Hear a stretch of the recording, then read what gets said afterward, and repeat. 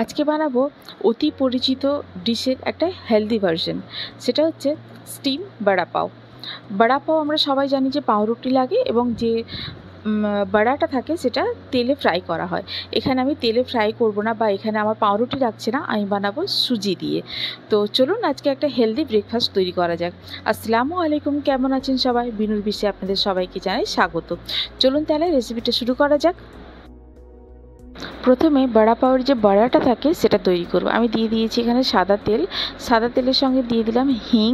হিংটা একটু হওয়ার পরে দিয়ে দেবো এতে গোটা জিরে। জিরেটা হওয়ার পরে দিয়ে দেবো, ভাজা ভাজা যখন হয়ে যাবে দিয়ে দেবো এতে কারি পাতা কুচি। শুকনো লঙ্কা কি ছিঁড়ে ছিঁড়ে দিয়ে দেবো এতে, দিয়ে দেবো কাঁচা লঙ্কা কুচি আর আদা রসুন বাটা, আর দিয়ে দেবো এতে শুকনো যে ডালের দহি বাড়া বানানো হয়। এই মুহূর্তে আমি ভুলে গেছি, কেউ যদি মনে থাকে কারোর তাহলে কমেন্ট করে জানান আমাকে এই ডালের নামটা কি।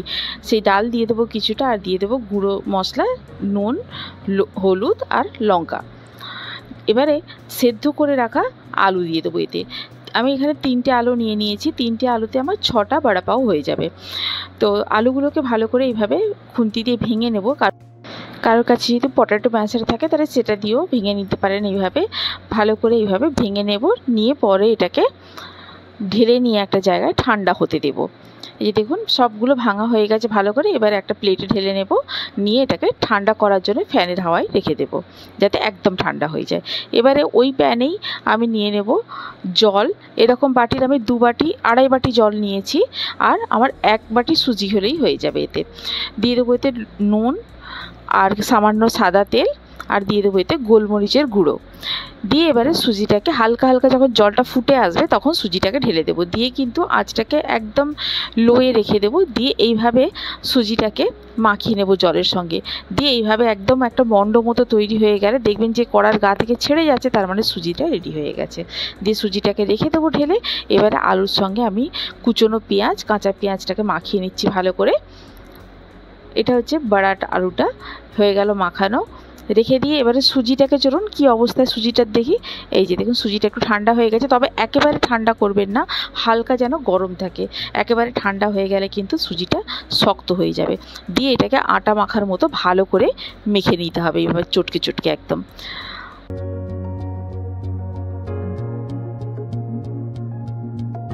সুজির মাখাটা আমার একদম কমপ্লিট হয়ে গেছে। এবার একটা বাটিতে আমি অল্প করে সাদা তেল নিয়ে নেব যাতে আমি হাতটা গ্রিস করতে পারি। দিয়ে এবারে সুজি থেকে ছোট ছোট আকারে ভাগ করে নেব। আমি নিয়েছিলাম 1 বাটি সুজি, এটাতে আমার 6টা ভাগ হয়ে যাবে। এই দেখুন, কিন্তু মনে রাখবেন যেন একই সাইজের হয়, ছোট বড় না হয়, তাহলে দেখতে ভালো লাগবে না। একই সাইজের হলে দেখতে সুন্দর লাগবে। দিয়ে এভাবে আলু থেকেও এরকম 6টা বল মতো বানিয়ে নেব। এটা হয়ে যাবে বড়াটা, যেটা বড়া ফ্রাই করা হয়। আমি ফ্রাই করলাম না, এটা আলু সেদ্ধ দিয়ে বড়া তৈরি করে নিলাম। দিয়ে এবারে সুজির বলগুলোকে হাতে করে নিয়ে, হাতে অবশ্যই গ্রিস করে নেবেন আগে, হাতে করে নিয়ে এরকমভাবে রুটির মতো করে বড় করে নিতে হবে। মাঝখানটা মোটা থাকবে আর ধারগুলো পাতলা হবে। ধারগুলো পাতলা এই জন্যই, যখন আমি মুড়বো ধারগুলো একসঙ্গে এসে খোলটা মোটা না হয়ে যায় একটা জায়গাতে। এইভাবে আলুর পুরটাকে দিয়ে ভালো করে মুড়ে নেব, দিয়ে ভালো করে গোল্লা পাকিয়ে দেব। এই যে একটা বলের মতো হয়ে যাবে, একদম রেডি হয়ে গেল আমার বড়া পাওটা। এইভাবে সবগুলোকেই আমি করে নেব। আচ্ছা দেখুন, সুজিটা যদি শক্ত হয়ে যায় বা ধার ফেটে যায় যদি বাড়াতে গিয়ে, তাহলে একটা কাজ করবেন, সুজিটাকে 2 হাতে নিয়ে এইভাবে ভালো করে মেখে নেবেন, নিলেই দেখবেন ধারগুলো আর ফেটে যাচ্ছে না। দিয়ে দেখুন এই যে এরকমভাবে বড় একটা রুটির মতো করে নিতে হবে। মাঝখানটা একটু মোটা রেখে দিয়ে ধারগুলো পাতলা করে নেব।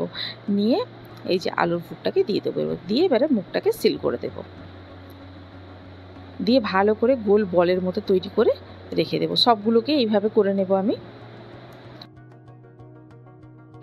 এবার একটা প্যানে আমি নিয়ে নিচ্ছি জল, জলটাকে ফুটতে দেবো এখানে। আর একটা প্লেট নিয়ে নেবো, এই যে ছ্যাদাওয়ালা একটা প্লেট, এটা আমি নিয়েছি আমার রাইস কুকারের যে প্লেটটা থাকে সেটাই আমি নিয়েছি। নিয়ে ঢাকনা দিয়ে জলটাকে একটু ফুটতে দেব। জলটা ফুটে উঠলে, ভাপ উঠে এলে এবারে বড়া পাওগুলোকে দিয়ে দেবো স্টিম হওয়ার জন্যে। সব গায়ে গায়ে দিলেও অসুবিধে নেই, জড়িয়ে যাবে না কিন্তু। এইভাবে 10 থেকে 15 মিনিট লাগবে সেদ্ধ হতে। আঁচটা থাকবে মিডিয়ামে। এই যে স্টিম বড়া পাওগুলো একদম রেডি হয়ে গেছে। আমি 15 মিনিট রেখেছিলাম এরকমভাবে। দিয়ে এবারে গ্যাসটাকে বন্ধ করে দেবো, দিয়ে এইভাবে ঢাকনা দিয়ে আরও 2-3 মিনিট রেখে দেবো। এদিকে আমি একটা প্যান নিয়ে নিয়েছি, নিয়ে তাতে দিয়ে দিলাম সাদা তেল। আচ্ছা, এখানে আমি বলে রাখি, এই যে স্টিম করার পরে কিন্তু আপনারা ঠান্ডা করে ফ্রিজে রেখে দিতে পারেন। পরে যখন সার্ভ করবেন তখন আবার এরকমভাবে ফোড়ন দিয়ে, যেটাকে বলে তড়কা দেয়া, দিয়ে সার্ভ করতে পারেন গরম গরম। প্রথমে আমি প্যানে একটু তেল নিয়ে নিয়েছি, সাদা তেল, দিয়ে তাতে গোটা জিরে দিয়ে দিয়েছি ফোড়ন, তারপরে দিয়ে দিলাম কারি পাতা। এগুলোকে একটু ভাজা ভাজা করে নেব, নিয়ে দিয়ে দেবো এতে লাল লঙ্কা গুঁড়ো। এখানে আমি লাল লঙ্কা গুঁড়ো, নর্মাল লঙ্কাটা দিয়েছি, আপনারা যদি চান কাশ্মীরি লঙ্কা গুঁড়োও দিতে পারেন। দিয়ে এবারে আমি আঁচটাকে বন্ধ করে দেব, দিয়ে এবারে বড়া পাওগুলোকে এই মশলার উপরে ভালো করে কোট করে নেব, যাতে 2 সাইড ভালো করে কোট হয়ে যায়। এখন কিন্তু আমার গ্যাসটা বন্ধ হয়ে আছে, নাহলে কিন্তু মশলাটা পুড়ে যাবে। দিয়ে আগে মশলাগুলো মাখিয়ে নেব পাওয়ের ওপরে, তারপরে কিন্তু গ্যাস জ্বালিয়ে দিয়ে একটু ভাজা ভাজা মতো করে নেব। এই যে দেখুন, এইভাবে নাড়িয়ে চাড়িয়ে, ভেঙে যাওয়ার ভয় নেই, একেবারেই ভাঙবে না, এইভাবে নাড়াচাড়া করে নেব। এবারে গ্যাসটাকে বন্ধ করে দিয়ে দেব লেবুর রস দিয়ে, কিন্তু লেবুটা ফেলে দেব না, ওইটার মধ্যেই রেখে দেব, দিয়ে ঢাকনা দিয়ে দেবো। 2-3 মিনিট রাখলেই আমাদের স্টিম বড়া পাও একদম রেডি। এবার একটা প্লেটে একটু সস নিয়ে নিয়েছি, টমেটো সস দিয়ে এগুলোকে সার্ভ করে দেবো। বাড়িতে বানিয়ে আপনারা বলুন আমাকে কমেন্ট করে কেমন লাগলো। যদি ভালো লেগে থাকে তাহলে বন্ধুদের সঙ্গে শেয়ার করুন, আর যদি কোনো নতুন বন্ধু থেকে থাকেন তাহলে আমার চ্যানেলটিকে সাবস্ক্রাইব করে পাশে থাকার অনুরোধ রইল। যারা আমার ভিডিও দেখছেন, আমাকে সাপোর্ট করছেন, তাদের অনেক অনেক ধন্যবাদ। এইভাবেই পাশে থাকার অনুরোধ করছি।